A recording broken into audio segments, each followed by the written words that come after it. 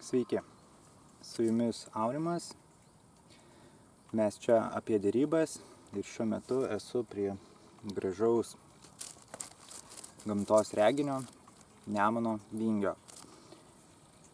Turėsite galimybę pamatyti gražią aplinką ir sužinoti apie derybas. Taigi, dar norėjau paskatinti, prenumeruoti kanalą, paspausti patinka, jeigu mėgstate turinį, tokiu būdu leisite YouTube algoritmams matyti mano kontentą daugiau žmonių. Na ir tai pranešus, galim keliauti toliau. Vienas iš tokių įdomių dalykų yra, kad jeigu mes įvardiname kito žmogaus emocijas, ypač neigiamas, jos sumažėja. Todėl toks patarimas: nejauskite kitų skausmų, o jį įvardinkite. Pasakykite savo poziciją, ką manote, kad kitas jaučia. Ir tokiu būdu, jeigu, pavyzdžiui, tai yra nerimas, ir sakote, aš manau, jog tu jauti nerimą. Galbūt nerimauji dėl mūsų susitarimo ar sąlygų, ar išpildymo, dėl kažko, bet ko. Įvardinta emocija ir priežastis sumažina tos emocijos poveikį kitai pusiai priimti neracionalų sprendimą. Ir būtent nereiktų ignoruoti emocijų. Su jomis reikia dirbti, jas identifikuoti ir įvardinti. Nes emocijos yra iš tikrųjų pagrindinis dalykas, kuris net ir sugriauna komunikaciją. Ypač jeigu vienas iš derybos pusių būna nuliūdusi. O jei dar nuliūdusi ne šiaip savo, o kaip A pusė nuliūdino B, tai tada ypač būna sunku. Jeigu ateina su bloga nuotaika, tai dar vienas dalykas. Bet jeigu derybų opozicijos viena kitą nuliūdina, tai labai stipriai paveikia pasitikėjimą ir sustabdo derybų procesus. Todėl įvardinus, aš manau, kad tave įžeidė mano šis pasiūlymas ar panašiai, iš karto padeda atstatyti, bent jau sumažinti žalą, kuri buvo padaryta. Dėl to, kad, pavyzdžiui, pateikus kažkokį negarbingą pasiūlymą, kita pusė įsižeidžia ir tas visas racionalumas jisai dingsta. Jinai nustoja kita pusė mąstyti blaiviai, jinai pradeda tiesiog galvoti emocionaliai, iš pykčio, iš nepagarbos ir tie susitarimai tokiu atveju tada labai stipriai apsunksta. Bet kai jūs įvardinate, tai sugrąžinote pusiausvyrą ir parodote, kad jūs suprantate kitos pusės emocijas, nuotaikas. Ir todėl, norint būti geru derybininku, nereiktų ignoruoti. Jeigu jūs jaučiate, kad kitai pusiai kažką panašiai pasakėte, ar nebūtinai dėl jūsų kaltės, bet matote, kad kažkokia patiria stiprią emociją arba bet kokią emociją, kuri trukdo vykti susitarimui, tai jis fone antram plane galvoja tas žmogus apie tai, kas jam tenais viduje rūpi, o ne apie pirminius reikalus, kuriuos norite galbūt ir jūs įspręsti. Tad neignoruoti, jas įvardinti ir tai bus atliktas poveikis, siekti to poveikio, būtent sumažinti tos emocijos vidinius jausmus tam žmogui. Nes jeigu yra stipri emocija, jį paveikia, jis negalvoja ir jūsų tas įvardinimas sugrąžintų jį į realybę. Į tą realybę, kurią jūs norite. Tai yra prie to stalo, kurią jūs kalbate, o ne ten, kur jis svajoja ir yra išskridęs. Jeigu jūs įvardinate tiksliai emociją, galima apie ją toliau kalbėti. iš esmės ir ją sumažinti ir priežastis iš kur kilo. Tai netgi dar toliau galima pažengti, ne tik, kad įvardinti, kad jūs, pavyzdžiui, manot, kad aš manau, jog tu nerimauji dėl susitarimo, bet dar pabrėžti, iš kur tas nerimas atsiranda. Aišku, gali išsakyti pašnekovas savo tą poziciją ir tai padės jums. Ir tai bus surinkta kokybinė informacija, su kuria bus galima dirbti toliau. Tad sąlyginai reikėtų suvokti, jog vienu atveju emocijos gali būti kliuvinys, jeigu jas nekreipsite dėmesio ir su jomis nesispręsite. Ir kitu atveju tai gali būti įrankis, kurį jūs mokate, kaip sakant, išspręsti problemą, sukurti sąlygas ir galimybės susitarimą vystyti. Tai tiesiog reikia empatiškai stebėti aplinkybės ir būtent emocijas. Ir aplinkybės, kurios įtakoja tas emocijas, jas įvardinti, paminėti ir tokiu būdu sumažinti trintį tarp pusių, jeigu ta emocija yra neigiama. Taip kad jūs bendraujate su žmogumi, emocionalia būtybė ir turite tai suvokti, tai yra labai svarbus momentas. Jei į tai nereaguosite, kovosite vien tik tai faktais, tai susitarimai dažniau neįvyks negu įvyks. Tuo tarpu, kai bendrausite per emocinę prizmę, atkreipsite dėmesį. Vadinkime, derybininkas ir jo varžovas, tai yra kita pusė. Iš tikrųjų, tarp derybininko ir jo varžovo dažnai užsimezga terapinis ryšys. Tai kaip psichoterapeutas ir klientas. Vat būtent tas ir emocijų įvardinimas padeda kurti santykį bei pasitikėjimą. Čia tas pats kaip psichoterapeutas padeda suprasti pacientui svarbiausias problemas. Arba gydytojas kaip panaudoja paciento atsakymus, kad šis geriau suprastų, kas vyksta ir galėtų keisti savo elgesį. Nes jei pašnekovas nepripažins kažkokios situacijos, emocijos, kad jis ją patiria, nors jūs ją ir matysit, tai sprendimui tai ne iš esmės padeda. Jūs galite taip sakyti, toks įtarimas, jog lyg tai būtai tu supykęs arba sunerimęs. Aš taip jaučiuosi, jog tau šis pasiūlymas nepatinka, supykdė. Ir jūs klausėte, teigiate, o ne sakote, tikrai tau taip yra.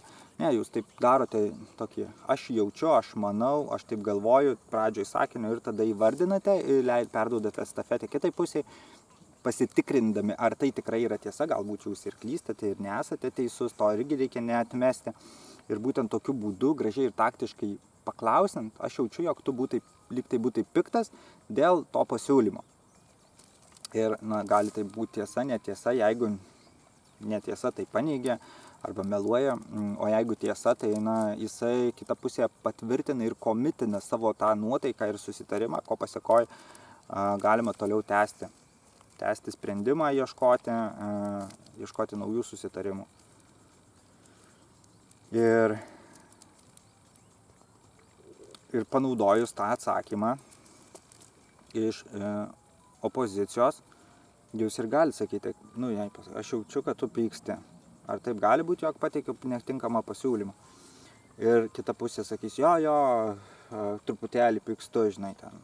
Galėtų ir nesakyti, bet kai jis pasako, jo, truputėlį pykstu, jūs jau galite tada remtis pašnekovo žodžiais kaip argumentų, kad, ir sakyti, tai sakei, kad pyksti dėl to pasiūlymo, todėl aš jį pakeičiu į tai, ar panašiai. Tiesiog pašnekovo ištarti žodžiai tampa jūsų irgi tokiu pamatu keisti pokalbio eigą. Tai, sakykime, ypač jeigu pašnekovas atsimena tai, ką šneka, jeigu jie neatsimena, ką pasakė, tai čia nepriargumentuosi pašnekovo žodžiais, bet jaučiu, kad tu pyksti, taip, sako, ir tada, kadangi tu pyksti, todėl aš manau, galima pakeisti tą pasiūlymą ir ten dėlioti kintamuosius taip, kad ir kitai pusiai tiktų ir jums. Tai toks dalykas, pašnekovo žodžius naudoti kaip argumentus savo situacijai sustiprinti, ir bendram susitarimui, kad įvyktų. Toliau, kad pasiekti didelį emocinį intelektą, reikia atverti pojūčius ir mažiau kalbėti, daugiau klausytis. taip vadinamas posakis atviros akys ir ausys, uždara burna. Nu ir tai tokia kaip ir viena iš auksinių taisyklių - klausytis daugiau negu kalbėti. Tokiu būdu surenkama informacija ir per save pereinat ir tiesiog jau žinot, kokioj padėtyje ir situacijoje esate. Jeigu, aišku, ta informacija, kuri ateina iki jūsų, yra kokybiška. Nereikia atmesti ir to, kad informacija gali būti klaidinanti. Todėl išlaikyti hipotezės, kelias ne vieną, vėlgi tikslinga. Taigi, daugiau klausytis, stebėti, mažiau kalbėti. Tokiu būdu surenkama informacija ir sužinoma viską, ko reikia ir net daugiau. Kai kurie žmonės išsikalba, ko net ir nereikia. Na, bet čia jau ne jūsų problema. Bet iš principo jūs turite galimybę gauti informaciją, o derybose tai yra tiesiog auksas. Toliau. Žodžių pakartojimas jūs toliau nuves nei šaltas, racionalus pokalbis. Na, čia kaip ir minėjau apie atspindėjimą žodžiais. Bet jeigu dar įjungsite ir emocinį faktorių apie tai, kas kitam žmogui sukelia emocijas, tuo tikslingiau žinosi, kokius žodžius atkartoti. Tai yra tie žodžiai, kurie jam yra svarbus ir jį jaudina, ar ten dirgina, ar ten, bet kokią nuotaiką sukelia. Tai kai naudojate atspindėjimą, naudoti tuos emocionaliai paveikius žodžius, būtent kitai pusiai. Yra pilkų žodžių, kurie nesukuria nei teigiamo, nei neigiamo, sakykime, efekto. Ir yra tie tam tikri žodžiai, kurie galbūt yra karšti ir uždega visą pokalbį ir diskusiją. Ir būtent kitam pašnekovui tam tikras emocijas. Tai jeigu pašnekovas pokalbio metu jaus stiprius žodžius, kurie sukuria jam emocijas, jis jausis toks gyvas arba labai sužadintas tų emocijų. Tai, vėlgi reikia pagal aplinkybės pasirinkti, kada juos naudoti, bet, sakykime, jie turi didesnį svorį, emocijas sukuriantys ir atkartojantys žodžiai.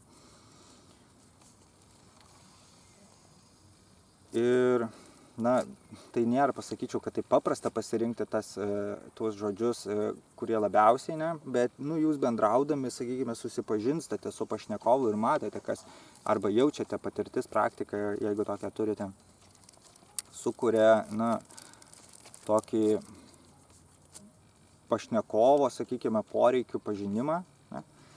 Ir tai, kas jam yra aktualu, jūs per laiką, aš manau, sužinote arba iš principo reikia tai suprasti, atrasti, atlikti tyrimus. Ir kuo daugiau jūs pažinosite pašnekovą, tuo galingesnis tapsite derybose. Tai yra, aišku, patirtis daug lemia, ją reikia surinkti. Bet jei patirties nėra, tai reikia tiesiog atkreipti dėmesį ir mokintis vis daugiau. Tai maždaug tokis dalykas. Gerai, tai dar vieną poziciją, punktą papasakoju. Taktika - apsimesti kvailiu. Tai yra reali derybų taktika. Pasakyti, aš visiškai nesuprantu. Tai yra teisėtas ir galimas sprendimas, kai vyksta derybos ir jūs galite tiesiog įjungti tą, kaip sakau, durnelio poziciją, kortą, džokeris, tai durniaus korta, džokeris. Jūs tiesiog sakote, aš nesuprantu, nežinau, ir kita pusė dės daugiau pastangų išaiškinti jums situaciją, aplinkybės, detalės. Galite sakyti, aš nesuprantu, kodėl man tai turėtų būti naudinga, kodėl aš turėčiau su tuo sutikti, arba aš nesuprantu, kaip tas vienas ar kitas dalykas turėtų būti įgyvendinamas. Tai tokiu būdu jūs gausite ekstra detalių, kurios jums atvers, atskleis aplinkybės, su kuriomis vėlgi, sakykime, galėsite jūs rinktis, kaip toliau sudėlioti tą savo puzlę, mozaiką, derantis su varžovu. Matote, pasakysiu, varžovas pozicija ne iš esmės apibrėžia, taip galima vadinti su kuo deratės, tarsi ir varžovas, bet reikėtų jums labiau žiūrėti, kad tai yra partneris arba dėrybų varžovas, bet kartu ir partneris, nes jūs abudu siekite tikslų ir turite sukurti vertę ir naudą vienas kitam. Tai labai svarbu išgirsti tuos susitarimus, kas kom ko reikia ir tas visas varžymasis taps nebe varžymuose, o bendradarbiavimu, nes toks lietuviškas ganėtinai mentalitetas yra galvoti, kad čia reikia būtinai man nugalėti, o jam pralaimėti, kai deramės. Tai čia yra sena mokykla ir tokiu mąstymu jūs